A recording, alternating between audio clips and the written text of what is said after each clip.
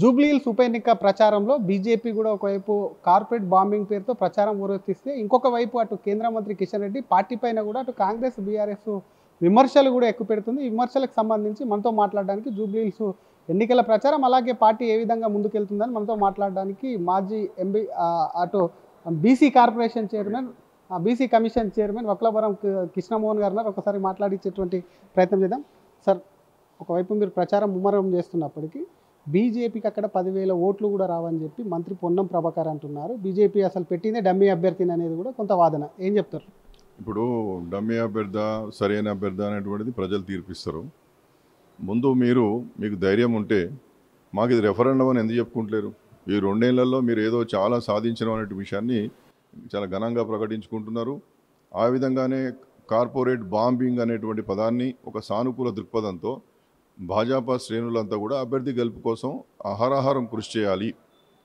ఆ corporate bombing అనేటువంటి సైనిక పదజాలాన్ని ఎట్లయితే ఉపయోగిస్తారో, శత్రు శిబిరాన్ని ధ్వంసం చేయడంలో దాన్ని ఏ విధంగా ఉపయోగిస్తారో ఆ విధంగా ఒక ప్రతిష్టాత్మకంగా తీసుకొని జూబ్లీహిల్స్ ఎన్నికలలో బీజేపీ అభ్యర్థి గెలవాలని ఒక పదాన్ని వాడడం జరిగింది. దాన్ని పాకిస్తాన్కు అనువదిస్తూ పాకిస్తాన్ మీద బాంబులు వేయడం చేత కాదు, కానీ ఇక్కడ ఏదో చేస్తున్నారట అని. ఇది ఒక గౌరవ ముఖ్యమంత్రి గారు, రాజ్యాంగ హోదాలో ఉన్నటువంటి మనిషి ఒక పదాన్ని వాడేటప్పుడు ఎంత జాగ్రత్తగా వాడాలి? అది ప్రజల మనోభావాలకు, యావత్ సైనిక వ్యవస్థకు సంబంధించి అవమానకరమైనటువంటి పద్ధతి కదా. ఒక సానుకూలంగా తీసుకోవాలి. రాజకీయాల్లో విమర్శలు చేయాలి, కానీ ఇంత జుగుప్సకరంగా చేయాల్సినటువంటి అవసరం లేదు. రోజుకొక మాట. ఆయన స్పీచ్ ఆర్ట్ ఉండాలి, కానీ ఆయనలో వర్డ్ వార్ చేస్తున్నాడు. ఆయన వక్తృత్వ కళను అభద్రతా భావం మొదలైంది అనుకుంటున్నారా? ఏమనుకుంటున్నారు? ఒకటి అభద్రత, ముఖ్యమంత్రి పదవి ఉంటుందో పోతుందో అనేది ఒక అభద్రత. ఇంకోటి గెలుపు ఎలాగో సాధ్యం కాదనేది ఇంకోటి తెలుస్తున్నది. అందుకోసమే చూస్తున్నాం కదా, ఇవాళ అజరుద్దీన్ గారికి మంత్రి పదవి ఇవ్వడం కావచ్చు, లేకపోతే అక్కడ ఆ మత పరమైనటువంటి ఎక్కువ ప్రసంగాలు చేయడం కావచ్చు. వాటి ఓట్ల కోసం ఇన్ని ఫీట్లు చేయడం, ముఖ్యమంత్రి అనేది కూడా మర్చిపోయి ఇక్కడ అభ్యర్థి ఓడిపోతే ఈ నియోజకవర్గంలో సంక్షేమ పథకాలే రావని చెప్పి సాక్షాత్ ముఖ్యమంత్రి స్థాయి మనిషి అంటాడా? రాష్ట్రం యావత్తు జరిగేటటువంటి సంక్షేమ పథకాలు జూబ్లీహిల్స్లో ఇవ్వమని చెప్పేటటువంటి మాట చెప్పొచ్చా? అంతేకాకుండా అనుచితమైనటువంటి వ్యాఖ్యలు గౌరవ కేంద్ర మంత్రివర్యులు కిషన్ రెడ్డి గారి మీద కూడా ఆ మధ్యకాలంలో అసలు ఈ రాష్ట్రంలో నివసించే అర్హత లేదు కిషన్ రెడ్డి గారికి అని అంటాడు. ఎట్లాంటి మీరు మాట్లాడేది?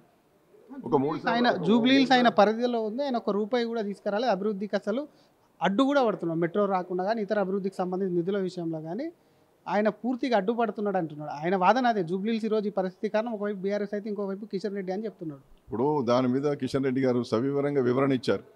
మీరు దానికి సంబంధించినటువంటి ఎంఓయూలు చేసుకోలేదు, దానికి సంబంధించినటువంటి డిపిఆర్లు సిద్ధం చేసుకోలేదు. ఇప్పుడు కేంద్ర ప్రభుత్వం దగ్గరికి పోవాల్సినటువంటి పద్ధతిలో వెళ్తే వస్తాయా, లేకపోతే ఇక్కడ రోడ్ల మీద కూర్చొని లేకపోతే జూబ్లీహిల్స్ ఎన్నికల స్పీచ్లు ఇస్తే వస్తాయా? ఒక కేంద్ర మంత్రిగా ఉన్నవాడు 3 సార్లు ఎమ్మెల్యేగా గెలిచి 2 సార్లు సభ్యుడిగా గెలిచినటువంటి వాడు, 2 సార్లు కేంద్ర మంత్రిగా పనిచేస్తున్నటువంటి వాడు, ఆయన నియోజకవర్గం పరిధిలో ఎన్ని నియోజకవర్గాలు ఉన్నాయో ఆ అభివృద్ధి ఎట్లా చేయాలనేది వారికి తెలియదా? ఇవాళ కొత్తగా రేవంత్ రెడ్డి గారు వచ్చి చెప్పాల్సినటువంటి అవసరం ఉంటుందా? కాబట్టి మీరు తప్పుడు మాటల మీద, తప్పుడు వాగ్దానాల మీద, తప్పు అనేటువంటి దాని మీద ఒప్పును చేసే ప్రయత్నం చేస్తున్నారే తప్ప నిబద్ధతగా ఇవాళ ఈ రాష్ట్ర ప్రభుత్వం మెట్రో రైలు రావడానికి కానీ లేకపోతే హైదరాబాద్ అభివృద్ధి కానీ చేసినటువంటిది ఏమిటి? ఇవాళ వర్షాలు వస్తే మీరు చూస్తున్నారు కదా, ఎక్కడ చూడు గుంతలమయం. దీనికి కారణం ఎవరు?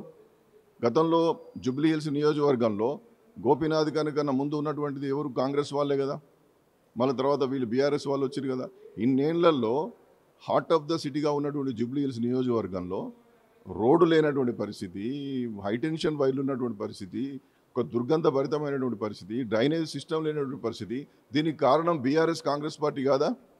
కాబట్టి విమర్శించేటటువంటి ముందు తమ యొక్క లోపాలను చూసుకొని గతంలో మేము చేయలేకపోయినాం, భవిష్యత్తులో చేస్తామని చెప్పండి. అంతేగాని ఈ ఎలక్షన్లో గెలవకపోతే మేము సంక్షేమ కార్యక్రమాలు బంద్ చేస్తామని చెప్పి, లేకపోతే కిషన్ రెడ్డి గారి మీద అనుచితమైనటువంటి వ్యాఖ్యలు చేయడం, పాకిస్తాన్ అట ముడ్డి మీకెళ్దంతనట, ఇక్కడనట అక్కడ బాంబులు వేయకుండా వచ్చాట, ఇక్కడ జూబ్లీహిల్స్లో ఏదో చేస్తున్నాం అనేటువంటి విధంగా చెప్తున్నారు. ఒక అంత పెద్ద గౌరవప్రదమైనటువంటి పదాన్ని వాడేటప్పుడు రాజ్యాంగబద్ధ పదవిలో ఉన్నా అన్నటువంటి విషయాన్ని కూడా మర్చిపోతే ఎట్లా? ఇంత అసహనం ఎందుకు? మీరు మీ వక్తృత్వ కళను ఈ విధంగా నా వాడుకునేది. పంచ్ డైలాగులు కొడతారని అందరికీ తెలుసు. కానీ ఎప్పుడు వాడాలి, ఏ పదం వాడాలి, ఏ సందర్భంలో వాడాలనేది తెలియకుండా రాజ్యాంగాన్ని అపహాస్యం చేయడం, ప్రజాస్వామ్యాన్ని అపహాస్యం చేయడం, మీ తప్పులన్నీ కప్పిపుచ్చుకోవడానికి మీకు దమ్ము ధైర్యం ఉంటే ఇది మా రెఫరెండం అని చెప్పుకో. నీ రెండేళ్ల పాలనకు జూబ్లీ హిల్స్ ఎన్నిక రెఫరెండం అని చెప్పు. మీరు చెప్పగలుగుతారా? కిషన్ రెడ్డికి సంబంధించి ఇది 6 ఏళ్ళకి సంబంధించి ఆయన కేంద్ర మంత్రిగా దాదాపు 6 ఏళ్ళు అయిపోయింది, 6.5 ఏళ్ళు. ఆయనకు సంబంధించి రెఫరెండం అని చెప్పి మీ పార్టీ కిషన్ రెడ్డి గారికి సంబంధించి గెలుపుటం ఆయనకు రెఫరెండం అని చెప్పగలుగుతారా? ఇప్పుడు ఒకటే గమనించాలి, అధికారంలో ఉన్నటువంటి పార్టీ చెప్పమంటారా లేకపోతే మమ్మల్ని చెప్పమంటారా? మేము ఇక్కడ రాష్ట్రంలో అధికారం ఉన్నామా? ఈ రాష్ట్రంలో మేము అధికారంలో ఉంటే ఈ 2 నెలల్లో మా పార్టీ చేసిన దానికి రెఫరెండం అంటాం. అక్కడ శాసనసభ్యుడిగానో ఈ రాష్ట్రంలో అధికారంలో ఉన్నది మేము కాదు కదా. పాలనకు మార్కులు వేసేది ఎవరు? ఈ రాష్ట్రంలో అధికారంలో ఉన్నటువంటి పాలనకు ప్రజలు మార్కులు ఇస్తారు. మేము ఈ రాష్ట్రంలో అధికారంలో లేము, మేము కేంద్రంలో అధికారంలో. మా మార్కులు ఏందో మీకు తెలుస్తూనే ఉన్నది. 3 సార్లు ఎన్నికయ్యాడు మా ప్రధానమంత్రి గారు. సబ్కా సాత్ సబ్కా వికాస్. ఇవాళ జిఎస్టీ సంస్కరణలు తీసుకొచ్చిన తర్వాత పేదవాళ్ళకు సంబంధించినటువంటి నిత్యావసర వస్తువులు మొత్తం 0% ట్యాక్స్ చేసినారు. కాబట్టి ఎక్కడైతే దేశవ్యాప్తంగా ఎక్కడైతే పరిపాలన కొనసాగుతున్నదో ఆ పీఠాన్ని మేము చేజిక్కించుకోవడంలో చరిత్ర సృష్టించినటువంటి చరిత్ర మా నరేంద్ర మోడీ గారికి భాజపాకు ఉన్నది కదా. నువ్వు 2 సంవత్సరాలు కాలేదు, నీ 6 గ్యారెంటీలు ఎక్కడ పోయినాయో తెలియదు. నువ్వు గెలవాలనేటువంటి దాంట్లో ఎన్ని తప్పులైనా చేయడానికి సిద్ధపడుతున్నావు. కాబట్టి ఇవాళ ఖచ్చితంగా రేవంత్ రెడ్డికి రెఫరెండం కావాల్సినటువంటి అవసరం ఉంటుంది. మేము రెఫరెండంగా తీసుకోవాల్సిన అవసరం లేదు. మేము అభివృద్ధి చేయడానికి సిద్ధంగా ఉన్నాం. మా కేంద్ర మంత్రి శ్రీ కిషన్ రెడ్డి గారు గల్లీ తిరుగుతున్నాడు. నేను మీకు రేపు అండగా నిలబడతా అంటున్నాడు. ఒకానొక దశలో కొంతమంది మాకు ఈ పరిస్థితులు ఉందంటే సరే మీరు ఏ విధంగా ఎక్కడైనా ఉండండి, కానీ మీ అభివృద్ధి చేయడం నా లక్ష్యం అని చెప్పి కిషన్ రెడ్డి గారు ఎన్నికల ప్రచారంలో చాలా స్పష్టంగా చెప్తా ఉన్నారు. కాబట్టి కార్పెట్ బాంబింగ్ అనేటువంటి పదాన్ని మీరు పాకిస్తాన్ అనేటువంటి దేశం మీద బాంబులు వేయలేకపోయినరు అనేటువంటి విధంగా వారు మాట్లాడుతున్నారు. వారు కొట్టి పంపుతున్నట, వారి మీద బాంబులు వేయలేకపోతే, వారి మీద యుద్ధం చేయలేక తోక ముడుచుకొని వచ్చినామని చెప్పి దేశ ప్రతిష్టను దిగదార్చే విధంగా మాట్లాడుతున్నారు. బాలాకోట్స్ కానీ, సర్జికల్ స్ట్రైక్స్ కానీ, సింధూర్ ఆపరేషన్ ద్వారా జరిగినటువంటి ఘటనలన్నీ కళ్ళ ముందు కనిపించడం లేదా? ఒకవైపు ఈ దేశాన్నంతా కూడా నరేంద్ర మోడీ గారి నాయకత్వంలో వికసిత భారత్గా విశ్వగురువుగా చూస్తున్నటువంటి నేపథ్యంలో ఇవన్నీ కళ్ళకు గంతలు కట్టుకొని పనిచేస్తున్నారా రేవంత్ రెడ్డి గారు? ఈ అభివృద్ధి అంతా కనిపించడం లేదా? తోక ముడుచుకొని వచ్చామా? ఎవరు పాకిస్తాన్ ఎవరి కాళ్ళ బేరానికి పోయింది, ఎవరితో రాయబారాలు చేయించింది, యుద్ధం ఆపుదల కోసం ఎవరితో ప్రయత్నాలు చేసింది దేశానికి తెలియదా?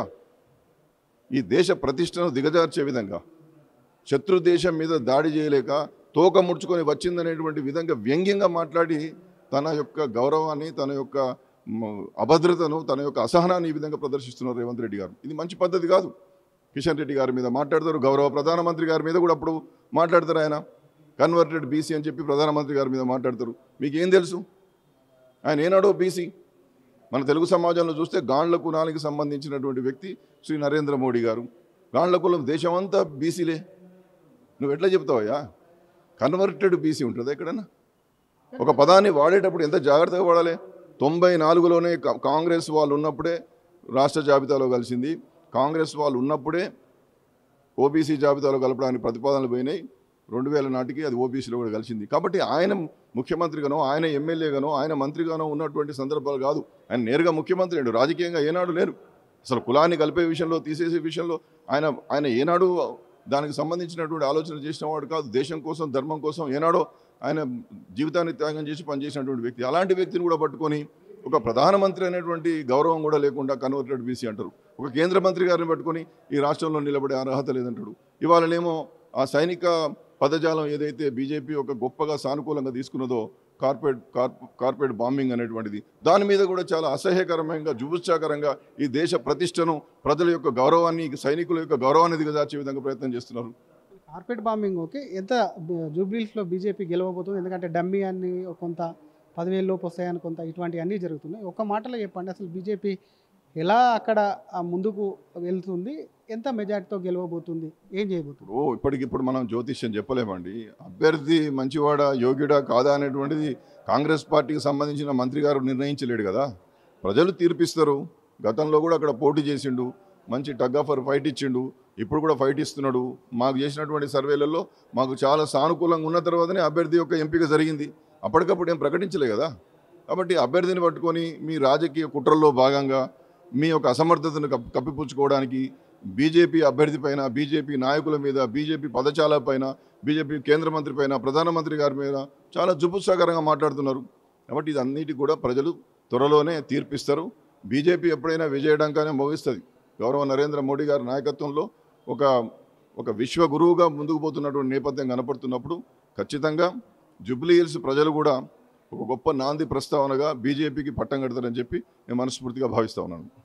Thank you sir. అసలు జూబ్లీ హిల్స్కి సంబంధించి జూబ్లీ హిల్స్ ప్రజలు బీజేపీని గెలిపించడం ఖాయం. ఎందుకంటే 2 ఏళ్లలో కాంగ్రెస్కు సంబంధించి ఏం చేయకపోయినా అటు దేశాన్ని, దేశ సైనికులను అవమానపరుస్తుంది. ఇంకోవైపు రాజ్యాంగబద్ధ పదవిలో ఉన్నటువంటి ముఖ్యమంత్రి ఇటు కేంద్ర మంత్రికి సంబంధించి ఎప్పటికప్పుడు ఆయన అక్కసును వెళ్ళగక్కడమే కాకుండా అటు గతంలో ప్రధాని మోడీ పైన కానీ, మోడీ కులం పైన కూడా ఆయన చేసినటువంటి విమర్శలు ఏవైతే ఉన్నాయో వాటన్నిటికీ కూడా దిగజారుడుతనం. కాబట్టి డెఫినెట్గా అక్కడ జూబ్లీ హిల్స్లో ఎగిరేది కాషాయ జెండా అని చెప్పి అటు మాజీ BC commission chairman Vakulabharanam Krishnamohan కూడా ధీమా వ్యక్తం చేస్తున్నారు.